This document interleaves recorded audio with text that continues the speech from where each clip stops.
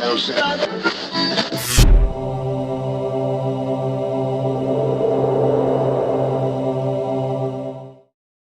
good afternoon or good morning, depending on your time zone.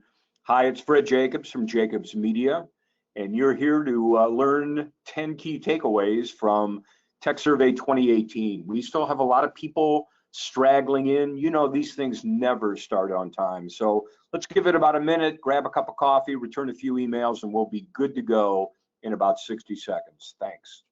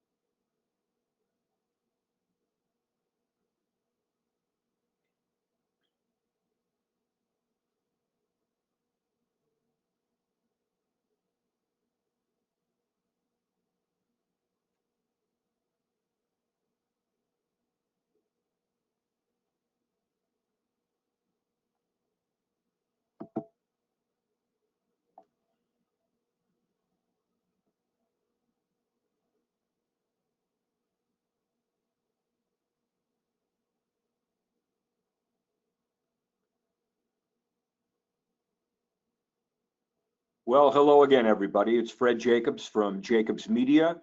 Thanks for being here for our big webinar. A lot of people here.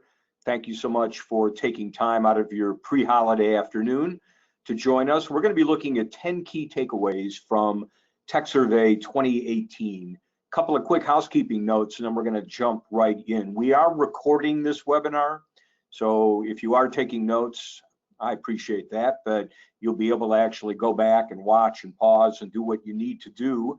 And that will be automatically sent out in a day or two to everybody who signed up for the webinar.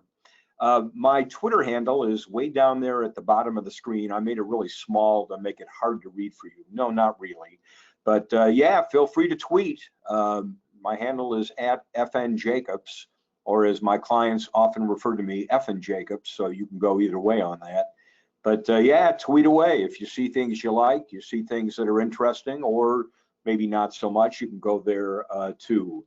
So this webinar is different from some of the other presentations that we've already made with this new survey. We really dug much more deeply this time to really find, I think, some interesting things, some nuggets, some great stories, some things that just don't make the regular webinars. So hopefully you'll see some insights here and hear some stories that you haven't heard before. I'd like to just take a moment now before we begin to thank my great team here, Jason Hollins, who is our research director who put this together, Seth Ressler, Bill Jacapps, Elnora Lowe, Lisa Riker, Paul's in there somewhere too. This is a real collective effort. And as you can see with the methodology, this is the biggest study that we have ever done. 567 participating radio stations across North America, generating more than 64,000 responses. Just huge, right? Very recent data, mid-January to late February, so it is fresh.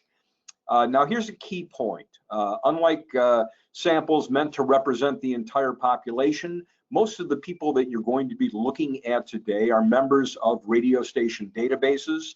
A number of stations also gathered respondents by posting links on their websites or on their social media pages. But the lion's share are members of email clubs.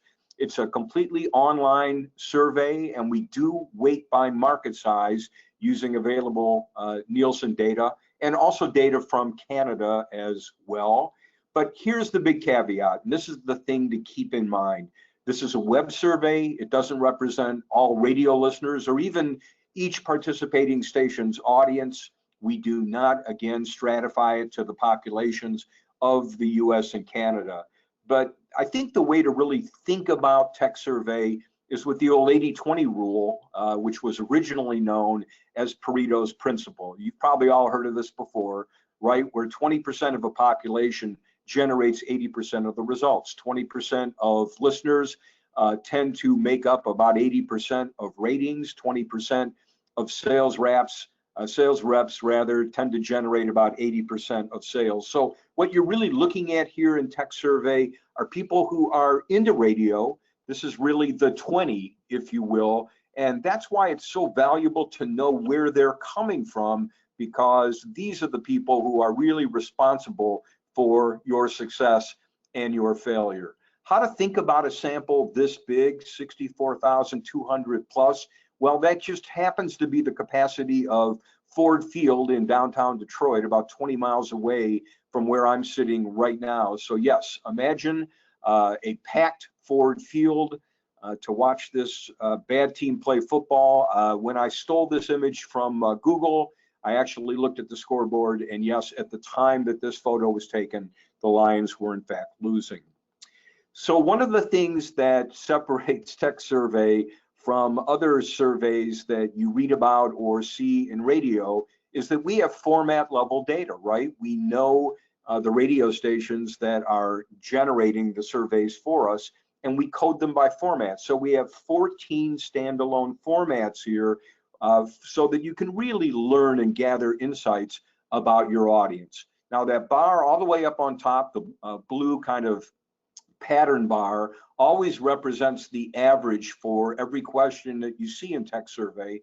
And then we'll show you formats, and you see them labeled here down the left-hand side. Each, of course, has a handy color code, so you can actually look for the format or formats that are most near and dear to you. So we will see a number of those slides before we go.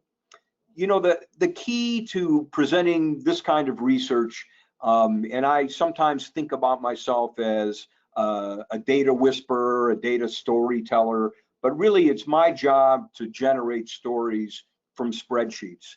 And so that's what we tried to do today, come up with 10 different stories that would tell you something about the audience and maybe about where it's all going that hopefully you didn't know before. So let's get into our first story, which is the rise of video streaming and on demand.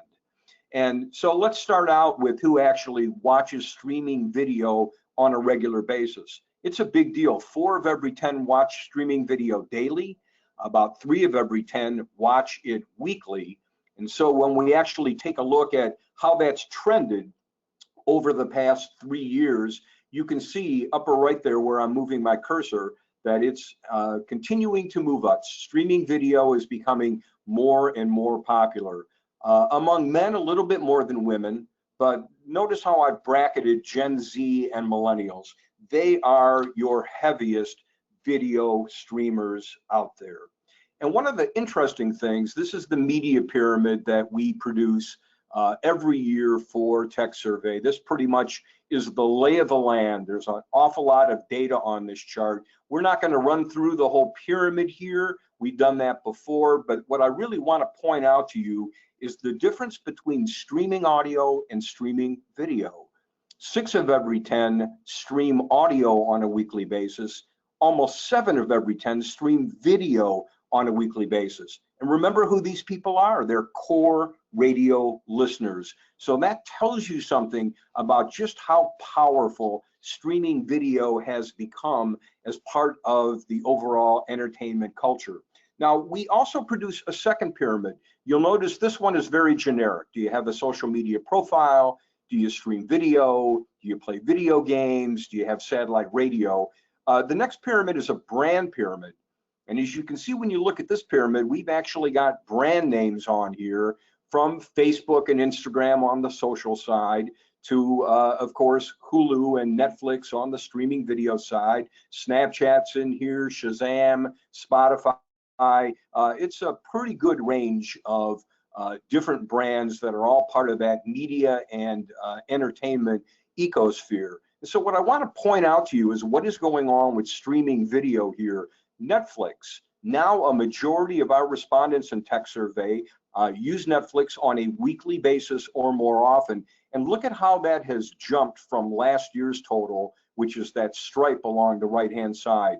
41% last year, 52% this year. Streaming video getting bigger. Same with YouTube. Now, YouTube's been around a lot longer, but still very solid at 50%. That's also up, not as dramatically, but also up from last year. Amazon Prime Video now at 24% weekly usage. That's also taken another big gain. And then finally, Hulu, slight wording change here, but you can definitely see the trajectory of Hulu and all these other video streaming services. This is becoming a big deal right before our very eyes. Now, the other piece of it is on demand. More and more people are watching TV and video on demand. In fact, you look at the pie chart, almost 1 of every 10 say that's the only way that they watch television now. They don't watch anything real time. It's all on demand. And then 1/4 say that's what most of my TV or video viewing is like. So we isolate those two groups, those who say that all or most of their TV and video viewing is on demand. And look at the trajectory there across the last 3 years surveys, right? On demand continues to become a bigger force. Now, looking down the demographics there, you can say more so among women. And once again, we've got our younger respondents, our Zs and our Ys, our millennials, absolutely leading the way when it comes to video on demand. And here's why this resonates for those of us who are in radio, because what is happening with video on demand is moving over to audio on demand, better known as podcasting. Look all the way down at the bottom of this chart, and I just circled it.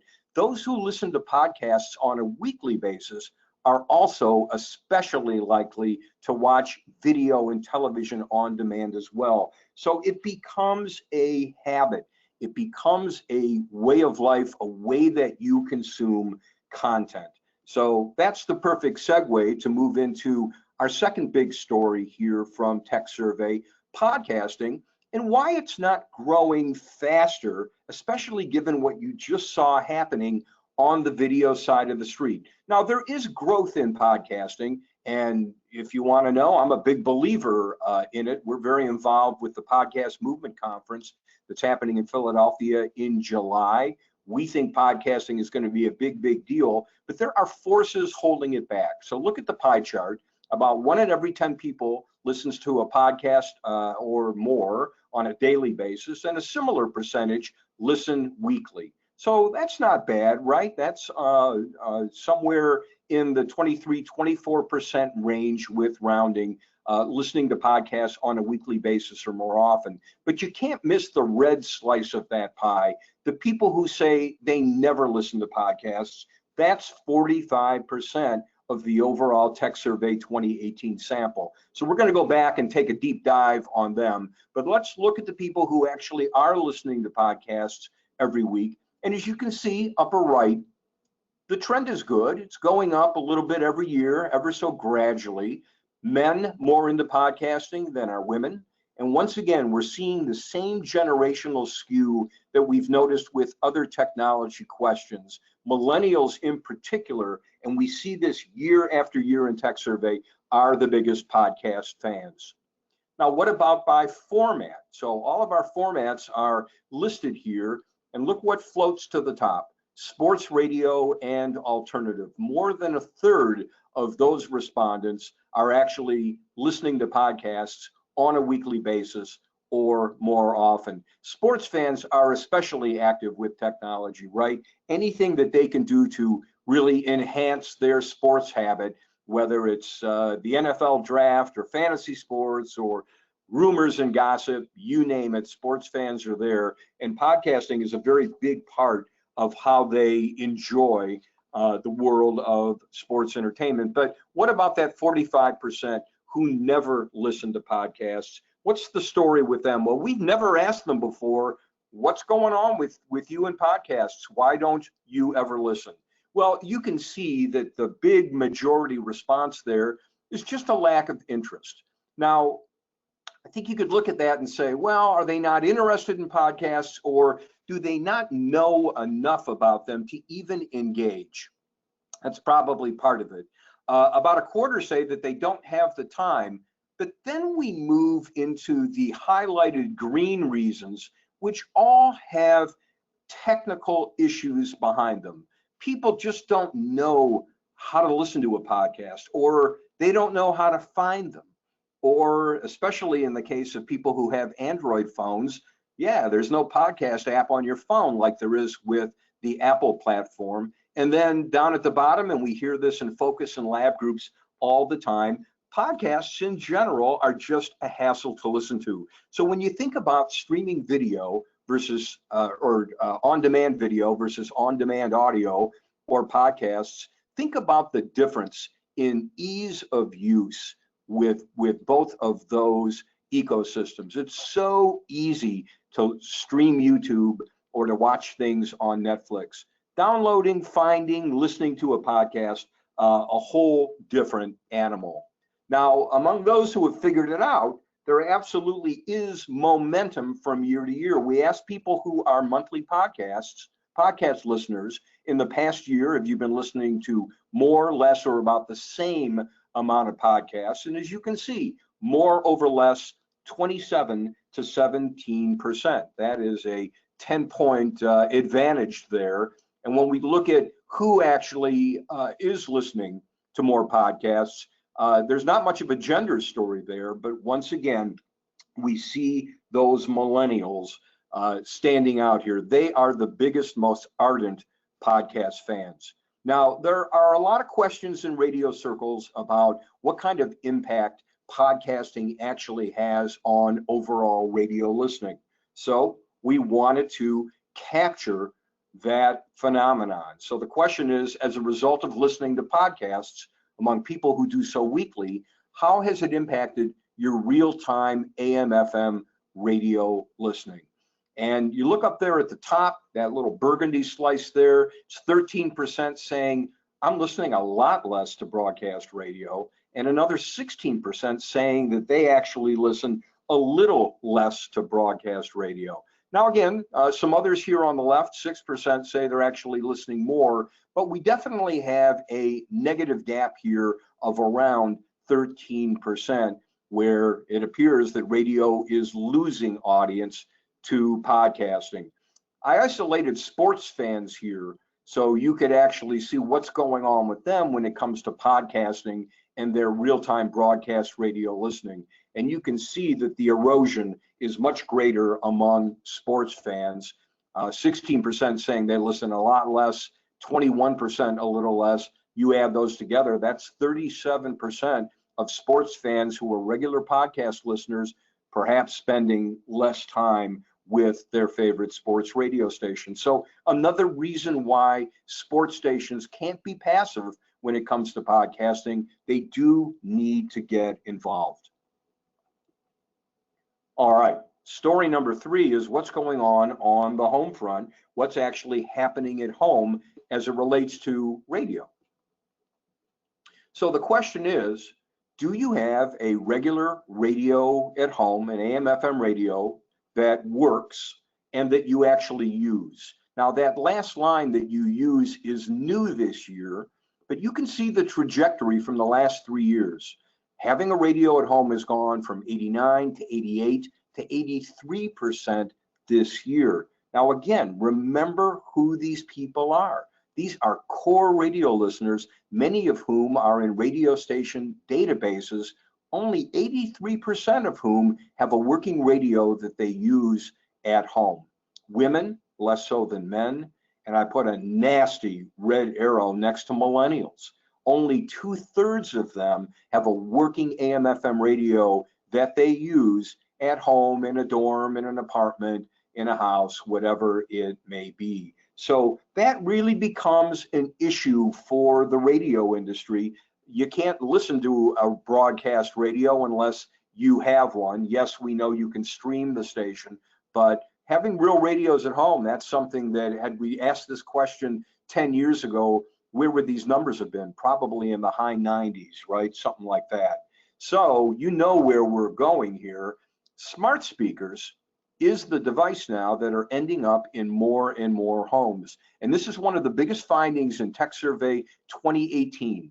Last year, at the same time that we fielded this year's survey, only around 1 in 10 had a device like an Amazon Echo or a Google Home. That has almost doubled year to year from 11 to 21%. And again, take a look at the generational display near the bottom there. Millennials, and in this case, Xers, are clearly leading in ownership. But again, when you look at even boomers and members of the silent generation, those born in 1946 or earlier, you can see that smart speakers are in fact becoming more popular. Here it is by format. Yeah, you're seeing a pattern here, aren't you, with sports radio fans? That is the format partisans who are most likely to have shelled out the money to talk to Alexa to get sports scores or whatever on-demand information that they're looking at. But there's a lot of healthy percentages here, as you can see when you walk down this format list. Now, from a radio perspective, all is not sunny on the smart speaker front. And one of the reasons for that is a lot of people who actually have an Amazon Echo with Alexa technology built in, and Alexa Echo much bigger than Google, right? Amazon has around a 75 share. And yet what we find out here is that more than 4 of every 10 people who own an Amazon Echo have not downloaded a skill. So it's not enough just to build skills. You have to market your skills, and you have to do it relentlessly in order to drive these numbers up and get people to use them. Because the good news is that Amazon Alexa owners actually listen to radio. We gave them a list of all the different things that you might do with one of these devices. You're looking at the frequently responses here. So number 1 is asking general questions. Number 2 is weather updates. And look at number 3, or tied for number 3 with the timer, is listening to music on an AM/FM radio station. And a little bit down the list is listening to news or talk from an AM/FM radio station. So that's really good news here. They already have the inclination to listen to radio, but we need to connect the dots for them to make sure they know how to find us on one of these devices.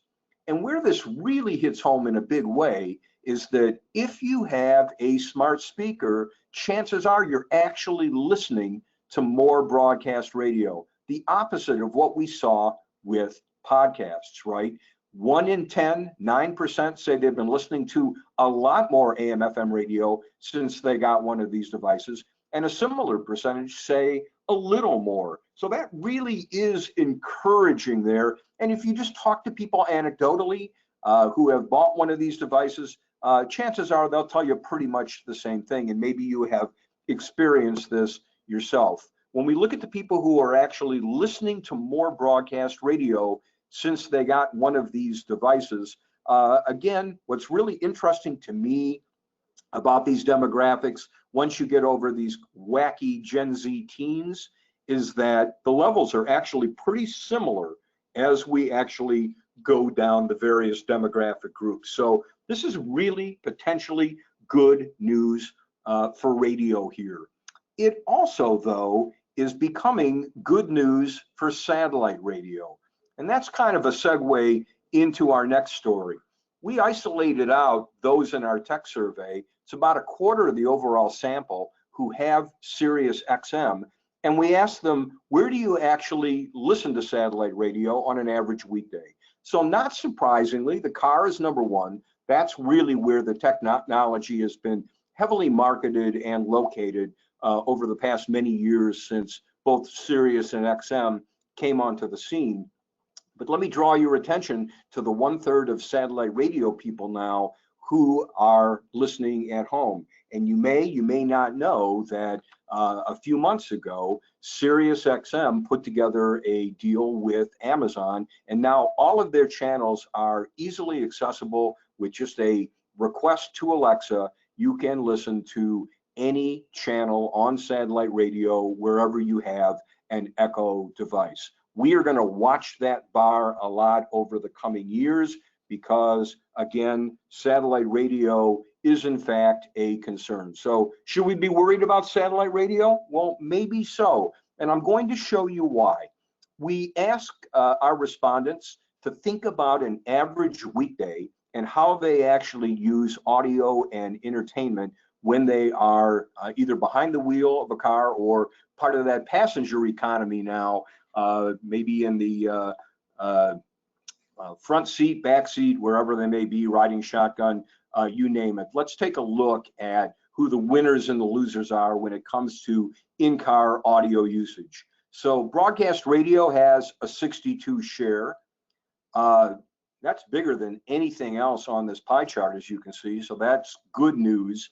Satellite radio is a distant number 2 with about a 16 share of in-car audio usage, 10% share, 10 share for personal music, and then we move into the smaller slices, right? Streaming audio, podcasts, audio books. Some people are surprised, especially with Pandora and Spotify, to see how low those percentages are. And part of the reason for that is that even in a connected car that is really well equipped and tricked out, it is a bit of a hassle to listen to streaming audio. Listening to radio is still a heck of a lot easier. So this looks pretty encouraging, right? I mean, had we asked this same question a decade ago, that 62 share would have obviously been quite a bit bigger when the only thing that broadcast radio competed against in the car was an 8-track player or then a cassette player or then a CD player. So clearly there's a lot more competition in the car. But what happens when people actually buy connected cars? Cars with systems like Ford Sync or Chrysler Uconnect. Watch the green slice while I change slides and we look at connected car owners. Yeah, it's a precipitous drop. It goes down to 53%, 53 share. Who's the big winner? Yep, Sirius XM. And we think the reason is that it is as easy to access, listen to, preset satellite radio in cars as it is radio stations like yours. And so this is a concern, right? Because they give it away with most vehicles that you purchase or lease. And a lot of people who have that trial system hang in there with it. So we asked more questions about satellite radio this year in Techsurvey 2018. And I'm glad that we did because it really was important in understanding satellite radio as a threat. So when people are in the market for a new vehicle, what are the features that they absolutely positively have to have? So we isolated out the 13% of respondents who either are looking for a new vehicle this year or had already purchased or leased one when this study went into the field. And we did something a little different this year. We gave them a list of features and we asked them to tell us what are the most important ones in your next vehicle. In the past, we had put AM/FM radio together. And it was always number 1 in the 87 to 88, 89% range, all the way on top. This year, Jason had an interesting idea. Let's separate FM radio from AM radio. Let's see what happens. And so you can see the result. FM is on top, number 1. 8 of every 10 prospective new car buyers or lessees says, gotta have it in my next vehicle. AM, not so much.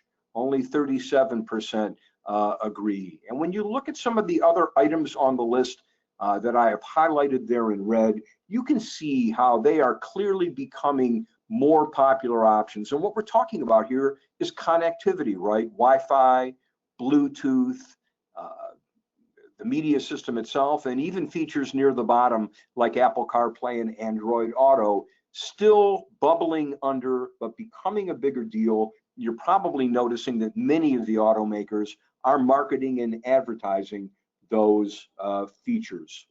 So let's take a look at satellite radio listeners a little bit more deeply here. As I mentioned before, about a quarter of our overall sample either as a paid subscriber or on the free trial.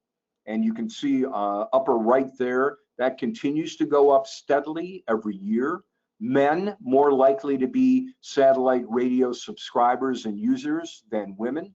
And look at generationally. This is a flip from what we've seen with all the other technology that we've looked at. Younger people less likely to shell out the money for satellite radio. That's really the provinces, as you can see, boomers, silents, and Xers, far more likely to be satellite radio subscribers. What are the radio format fans most likely to get into satellite radio? Well, there they are, sitting right on top of the heap, right? Spoken word. Those are the two formats, sports radio and news talk radio, that are clearly more into satellite radio. But don't let that confuse you. We asked all of our satellite radio subscribers, what do they actually spend regular amounts of time actually listening to? And 9 of every 10 pointed to music channels. Now, sports and news and issues, right? So that would be what those sports radio and news talk fans would get into. They are number 2 and number 3, but music is still the big product on satellite radio. Now look all the way down at the bottom. Yeah, he's not going to like this. And I think in some ways, this 8% totally misrepresents his contribution, not just at the beginning, but even today to Sirius. But again, it's one of these situations where he is a low cum, high engagement, high time spent listening attraction to satellite radio. Pity them if he finally hangs up the headphones. But when you look at it on this kind of chart, as you can see, it is not the most powerful overall cum draw, if you will, to satellite radio. So with all this media and all this technology and all this competition, right? Satellite radio, streams, podcasts, how's broadcast radio actually doing here? Well, pretty well.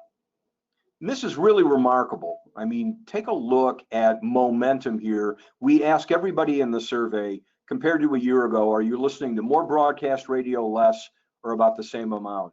Something that you'll notice on both of these charts, on the left last year, on the right this year, the numbers are identical to the penny. Crazy, right? Even with a whole bunch of new radio stations in our survey this year, it is amazing how consistent these numbers are. And they're good numbers, right? 17% say more, only 10% say less, and a whole lot of people, 6 of every 10 say, I'm listening the same, which is a lot. But hey, all of us programmers in particular are fixated on that 10% who say less. What's the problem with them? Why aren't they listening to more radio? What is the turnoff here? So we give them a list of potential negatives, and you're looking at them here, and we ask them to tell us which ones are the main impediments to listening to broadcast radio. And look at what is sitting right on top of the heap. Commercials, too many commercials, and repetitive music.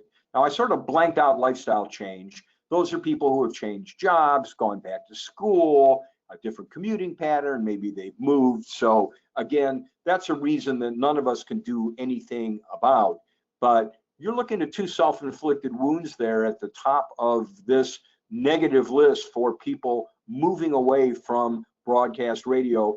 Notice as you start looking down the list, that's where streaming audio creeps in, mobile apps, satellite radio is in there as well. There are other product complaints about broadcast radio, but again, you look at the top of this chart, you see number 1 and number 2 very, very clearly, too many commercials and repetitive music.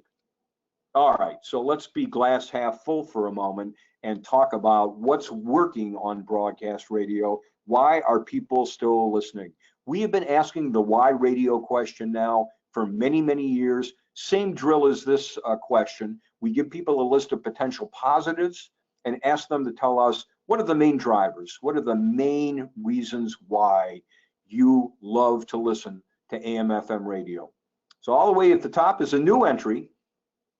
Broadcast radio is just really simple, seamless, and easy to listen to in a car. We've touched on that before. You can see it right here heading up this list. Now, tied for number 2 is, hey, broadcast radio plays my favorite music And oh, by the way, it's free, right? In an economy where more and more people are paying for content, one of broadcast radio's sort of hidden pluses, if you will, is that it doesn't cost. There's no subscription fees, none of those annoying credit card charges every month.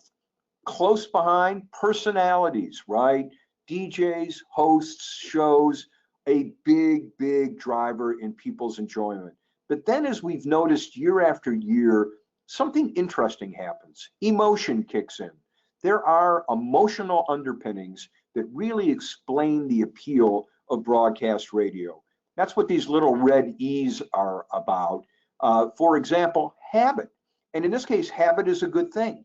People who have made radio a part of their routine, right? I get up in the morning, I put on a pot of coffee, I turn on the radio. This is a reason why so many radio stations have crummy ratings on Memorial Day Monday, right? Because people's patterns change. They sleep in, they don't drive to work, they don't drop the kids off to school, they don't listen to your big morning show. That's part of the upside of having habit in place. And for half of our sample, that's a driver. So is enjoying having a radio on while people work. That is another emotional driver.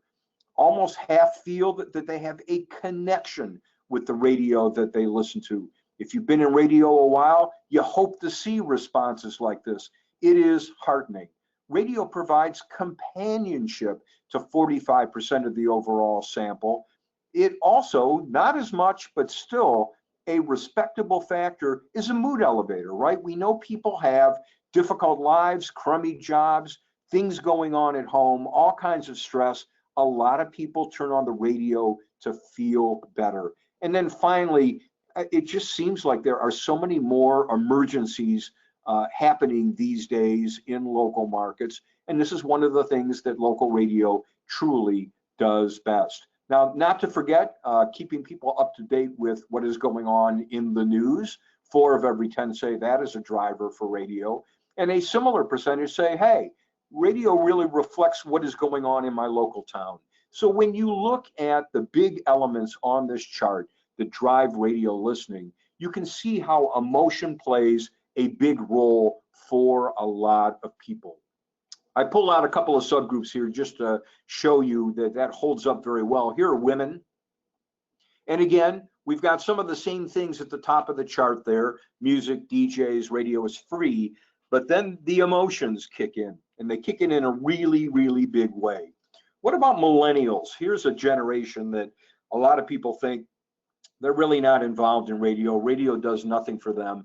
Well, in fact, it's easy to listen to in a car. We know a lot of them don't have radios at home, so that checks out. The free thing is important, especially to millennials, right? A lot of them have Spotify, Netflix, that monthly charge, so radio alleviates that. But DJs and music are big draws for millennials, as are these same emotional underpinnings. So in fact, it really is a big deal. And I pulled out one of the emotional values here so you could actually see how that looks demographically. These are the people who say that radio keeps me company. It's actually down 3 points from last year, but as you can see, the last 3 years, it's in that same range. But look where companionship on the radio really resonates, right? With women and progressively younger people up until we get to the teens. I think it's also interesting when you look at ethnicity down there at the bottom, that our ethnic minority groups are especially likely to enjoy the companionship that they feel when they listen to the radio. Our next story is about word of mouth, recommendation. This is so powerful. We've all been at radio stations before that have done marketing campaigns, advertising campaigns, billboards and television and bumper stickers and all those kinds of things. But what really is critically important to the growth and health of a radio station is recommendation, word of mouth. And for the last 14 years in Techsurvey, we've been using this syndicated net promoter scale. Very simple. On a scale of 0 to 10, where 10 means extremely likely, 0 means not at all likely, how likely are you to recommend the radio station that sent you the survey to a friend, family member, or coworker. And it's a tough bar. In order to be a promoter, you have to give the station a 9 or a 10. And you're a detractor if you give it a 0 through 6. So at the bottom, you can see the formula. Promoters, 9s and 10s, minus detractors, 0s through 6s, produces a net promoter score. So this is a really great way of measuring recommendation, word of mouth. And we've been doing this from the beginning of Techsurvey all the way back to 2005. Look all the way to the right. You can see this year, the average net promoter score was a 44. And that is very much in range with where we've been over the past 14 years with net promoter. So that's a good sign for radio. But of course, when you start breaking it down to the format level, you learn some really interesting things. So see the bar in the middle there, the pattern blue bar, there's our average 44.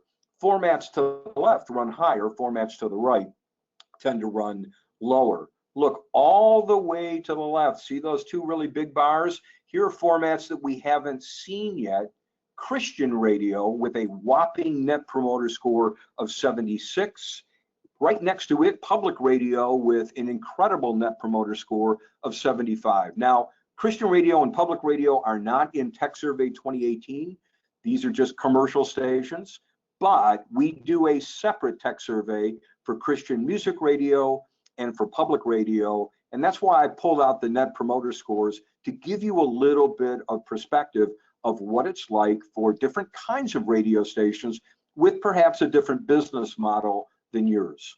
So looking at the most popular or most recommended commercial radio format starts with urban AC and country, then rock, CHR, and classic hits, all above that norm of 44. It gets tougher on the right-hand side.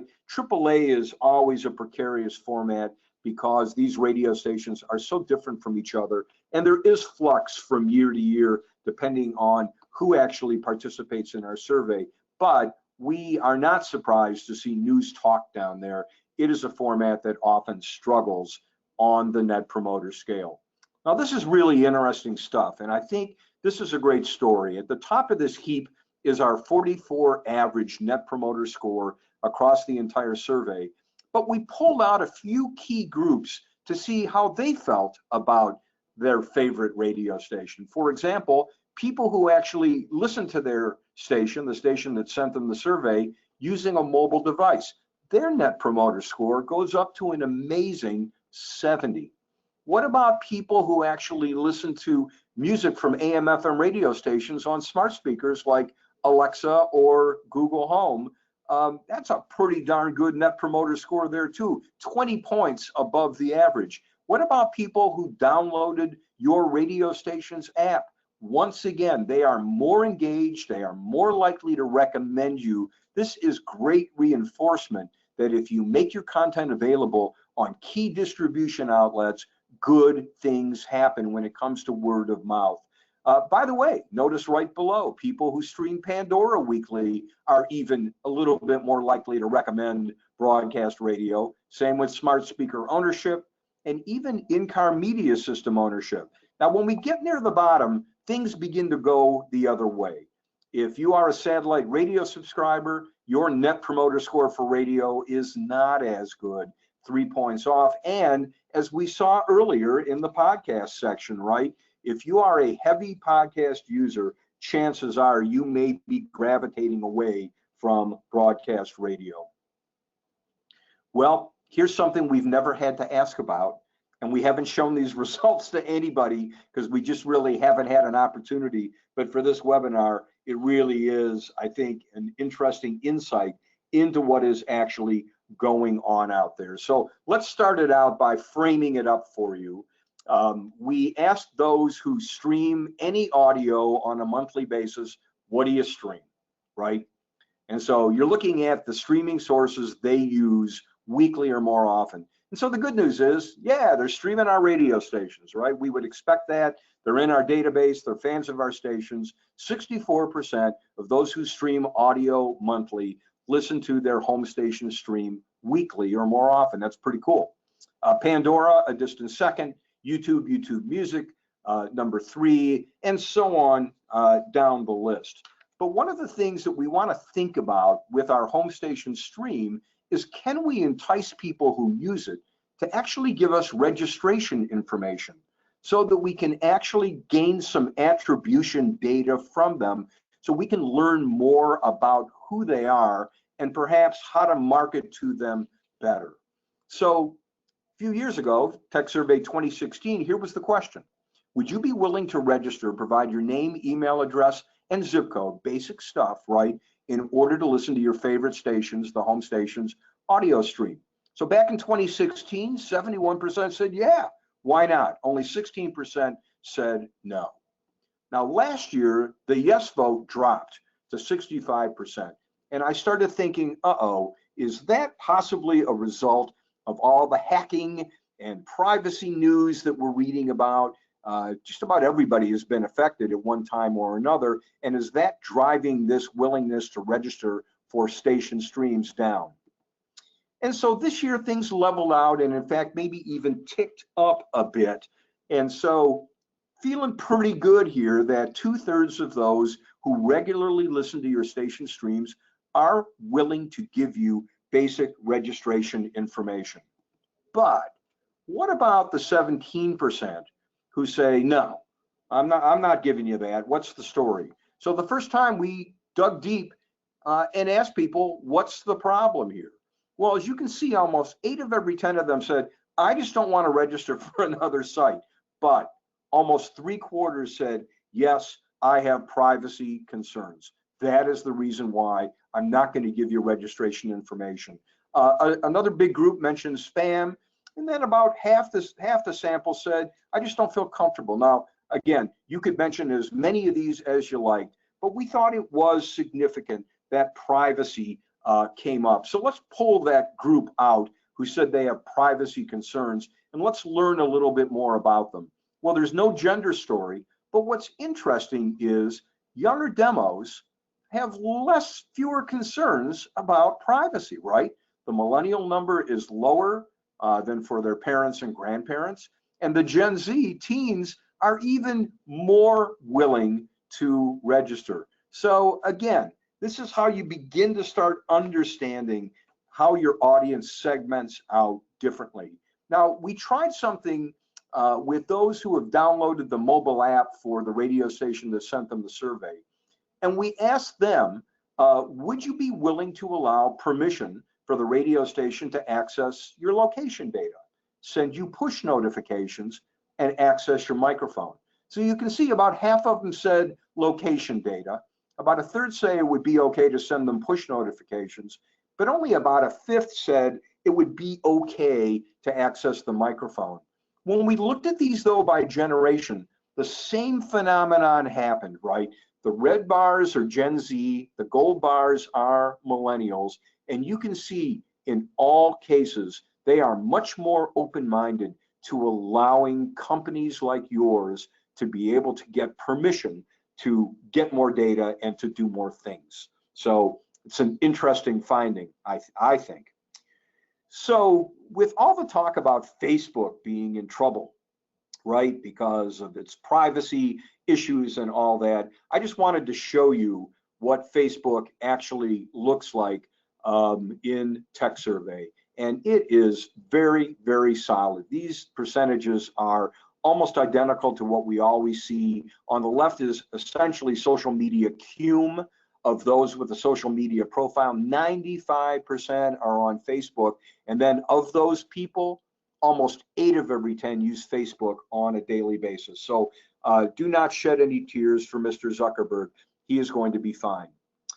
Here's another series of questions that have never existed before, but they need to exist now. Now, we've actually been talking about fake news and the so-called Trump bump in our public radio tech surveys now for the past couple of years, but we've never dropped them into our commercial study. So we did now. So here's the statement, agree, disagree. I am tuning into news talk radio stations more since the 2016 presidential election. 7% strongly agree, 11% agree. So that's 18% agreement. But when we look on the other side of this pie chart, almost 6 of every 10 disagree or disagree strongly with that statement. So that's important to know that certainly among the commercial audience, what is going on with the election and since the election doesn't seem to be helping all that much. Now, here's a different one. I find myself looking more closely at the source of news articles recently due to the proliferation of so-called fake news. And here we have a lot of agreement, right? More than half of the sample, a majority, strongly agree that they're being a little bit more careful about the news that they consume. Men more than women. Clearly, you see the older you get, clearly the more cynical you become. I think we all inherently know that, but you can see it here. And we also have some party information as well. Republicans tend to be more scrutinous of the news that they are actually consuming. Now, here's a different one. I am tuning into music radio stations more often than in the past to take a break from the news. So while about a third disagree or disagree strongly, a greater percentage, almost 4 of every 10, strongly agree or agree that sometimes they just need a breather from the news, and that's where music stations come into play. And look at who is impacted positively, I guess, by the bad news out there to tune in music radio stations: women, younger people, and by a small percentage, Democrats. Well, so here we are, and we've never asked political questions either, but we felt compelled to do so. We know a lot of stations are struggling with how to play politics. A number of them have just opted, especially the music stations, not to. That's probably for the better here, as you're about to see. So we asked the entire sample, how would you describe your political party affiliation? Republicans, 28%, Democrats, 24%, 16% describe themselves as independents. And then there's this group here that says, I don't have a party affiliation, 17%, and then around 12% are not going to give us a response, right? That's personal information. Here are the Democrats. This is the 24% of the sample that identifies themselves as being members of the Democratic Party. And you can see right up there on top, Urban AC, Rhythmic Urban, AAA, and Alternative are the leading formats. That probably looks about the way that you thought it would, but isn't it nice that it worked out that way? And here we are looking at the demographic groups. And once again, African Americans jumping way out in front there. And notice again, gender. Women, definitely ahead of men. And again, the younger you are, the greater the likelihood you are to sympathize with and vote for Democratic candidates. Now, what about the Republicans? All right, so here's the 28% by format. Wow, what a shocker, right? There's News Talk and Country right on the top of the pile, followed very closely by sports radio, classic rock, and then classic hits. And here we are demographically, men much more than women, and you can see the older skew here. Also, Republicans leaning white.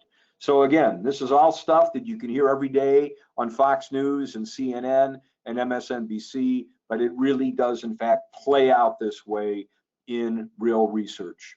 So our last story is, why can't we figure out social media, right? It's been around all this time, and yet stations are still struggling with social media strategies. So I've got one for you here. So what we're looking at here is just the overall cume of social media. On the left is last year, and on the right is this year. And honestly, this doesn't change a whole lot from year to year, especially for the incumbents, right? Like Facebook and LinkedIn and YouTube. However, if you look at the 2018 numbers on the right, I did highlight Instagram and Snapchat. As you may have seen on the brand pyramid that I showed you quite a while ago now, both of those social media platforms have clearly experienced growth spurts from last year to this year. And you can see that when you A/B these two sides of the spectrum. But again, Facebook, I mean, hey, it doesn't get any more study than this. Now, in all fairness, all the bad stuff that really happened to Facebook happened after the study was out of the field. So we're going to go back in January for Techsurvey 2019. You're all invited, by the way, and we will continue to track how Facebook is doing. But here's the question that I think really leads to the basic strategy here. When Lori Lewis worked for us a number of years ago, she struggled with some of our client radio stations to convince them that acknowledgement in the social space was the way to go. And so we came up with this agree disagree statement at the bottom of the pie chart. Very simple, right? I find myself listening more to radio stations that interact with me socially. So this year, 13% strongly agree, a quarter agree, and as you can see, that outweighs those who disagree with the statement. But what's really fascinating about this is the trajectory, because when we start looking at this agree disagree statement over time, you can see what I can see here. Every year it goes up, and not just by a little bit, it is growing dramatically. Acknowledgement matters. We ask about this in focus and lab groups all the time, and it is amazing how people are touched when a personality or a DJ or a show likes them on Facebook or responds to a comment that they've made. It's like a digital autograph. And looking down these demographic groupings here, you can see that women are clearly more impacted by acknowledgement. And look at the generational trajectory there. It's perfect, totally linear. The younger you are, the more that acknowledgement matters. And look at our ethnic minorities. They're the ones that really get off on acknowledgement, right? That does make a certain amount of sense. So let me wrap up here with the takeaways. We got the network news to hit at the top of the hour, and I want to make sure that I do that. So let's get to the takeaways here.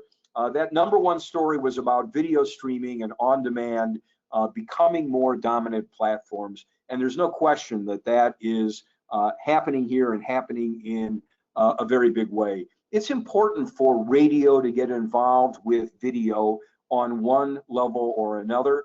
There is more video streaming than audio streaming, as you saw. And in fact, sharing of video is something that people have a greater propensity to do. So having a video strategy for your station, very important.